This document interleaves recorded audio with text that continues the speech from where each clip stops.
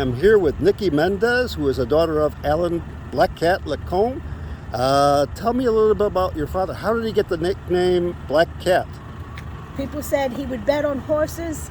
No, he would give tips to people to bet, and he wouldn't bet on them. Yeah. And there's times he's on his way to the airport to pick up some important people. His car catch fire on the interstate.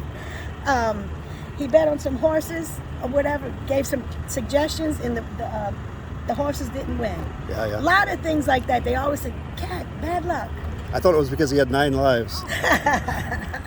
And your father was a boxing promoter in addition to the horses, right? Oh yeah, he was a publicity director for the fairgrounds, and he was a boxing promoter. He did a little bit of everything. He worked at the Times-Picayune. He did a column. He taught a class at Tulane University how to bet. He did a lot of things. And he was in the military? He was in the Army, and when he got drafted, he threw a party. A big party when he got drafted. Red beans and rice, pretty girls in bathing suits. And we got a big poster picture of him that we used when he retired from the track. They had all these gorgeous pictures of him. And I heard he started some camel races when he was over in Egypt? Yes, he did. When he was in Egypt, he started camel races. And they would do that for the Shah. And also, they did the boxing matches in Egypt. And I heard the Shah wasn't happy when the Shah's boxers lost. But they said, and the next day he said, "Look, you got to let him win so we can get out of here alive." That was his story. Well, your father was certainly a fantastic character from the New Orleans. And he's here in the Hall of Fame at the fairgrounds. Yeah. And I love the tie. Oh, we honoring him because he had a pink tie someone gave him. He'd wear it on special occasions. That was his little signature thing.